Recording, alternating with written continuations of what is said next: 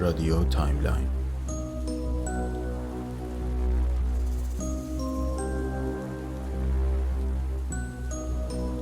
خانه جن زده.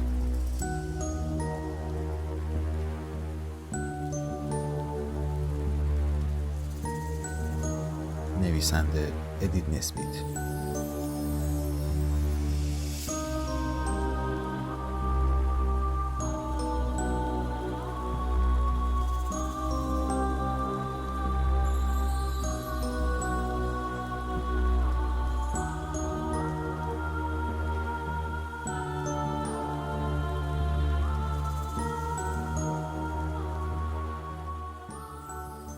من هیچ وقت به ارواح باور نداشتم.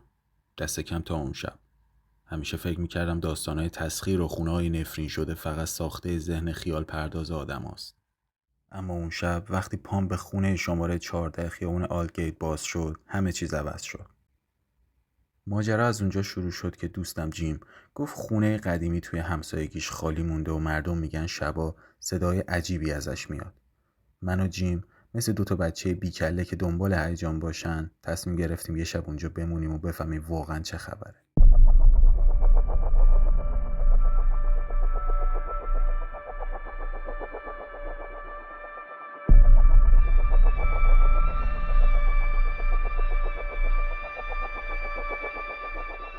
خونه بزرگ بود، اما بوی کهنگی و رطوبت از دیواراش بیرون میزد.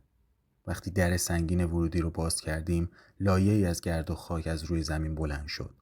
صدای جیرجیر کفپوشای زیر پامون طوری بود که انگار خونه خودش زنده است و داره زیر لب غر میزنه. جیم یه فانوس آورد. نور زردش اتاقو فقط تا چند قدم روشن میکرد. مبلمان قدیمی روکشدار، پرده‌های سنگین مخملی و یه پیانو پوشیده از خاک. همه چیز انگار توی زمان منجمد شده بود. روی دیوار بالای شومینه تابلوی زنی آویزون بود، با چهره آروم اما چشمایی که آدم حس می‌کرد دارن دنبالش میکنن. ما تصمیم گرفتیم توی همون اتاق بزرگ بخوابیم. من روی یک کاناپه قدیمی پهن شدم و جیم کنار بخاری زغالی کوچیکی نشست. همه چیز آروم بود تا اینکه درست نزدیک نیمه شب از طبقه بالا صدای کشیده شدن چیزی روی زمین اومد. جیم به من نگاهی کرد و گفت گربه است لابد. ولی من میدونستم اون صدای پا بود. صدای پاهای سنگین و کندی که روی چوب‌های طبقه بالا قدم برمی داشت.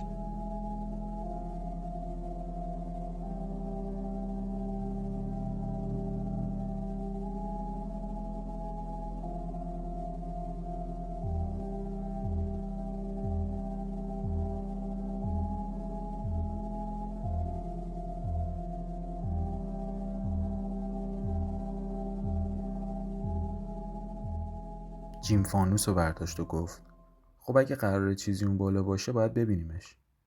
صادقانه بگم دلم نمیخواست برم، ولی غرورم اجازه نمیداد بگم میترسم. پس با فاصله دنبالش رفتم. پله ها زیر وزن ما صدا میدادن، مثل ناله های خفه از دل چوب های پیر. نور فانوس روی دیوارا لرزید و سایمون کش اومد. انگار دو غریبه ناشناس پشت سرمون می اومدن. وقتی رسیدیم بالا، راهروی طولانی و تاریک پیش رومون بود. در یکی از اتاقا نیمه باز بود و از داخلش هوای سردی بیرون می اومد. جیم گفت شاید پنجره بازه. با دست در و هل داد و وارد شد. اتاق تقریبا خالی بود. فقط یه صندلی چوبی وسطش افتاده بود روی زمین. ردی از خاک و پاهای برهنه دیده می شد. ناگهان صدایی اومد، مثل ناله یک زن، خیلی آهسته از پشت دیوار. من خشکم زد. جیم فانوس رو بالا گرفت، اما نور فقط دیوار خالی رو روشن کرد. صدای ناله دوباره تکرار شد، این بار نزدیکتر و سردتر. حس کردم چیزی از کنارم رد شد. بوی گل بنفشه خشکیده در هوا پیچید، مثل عطری از زمانهای خیلی دور. جیم زیر لب گفت بوی عطره. عجیبه. این خونه باید سالها خالی بوده باشه.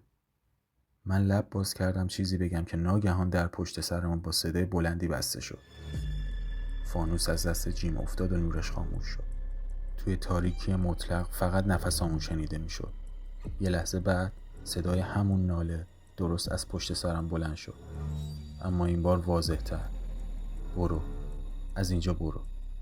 جیم داد زد، در رو باز کرد و دوید پایین. منم پشت سرش پریدم و به سختی پله ها رو طی کردم. وقتی به طبقه پایین رسیدیم در ورودی باز بود، هرچند مطمئن بودم که ما بسته بودیمش.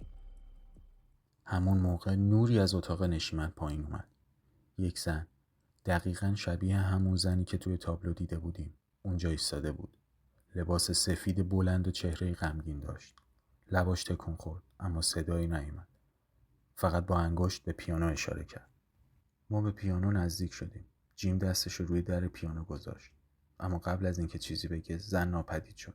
انگار هیچ وقت اونجا نبوده. تنها چیزی که باقی موند یه تکه کاغذ روی میز بود.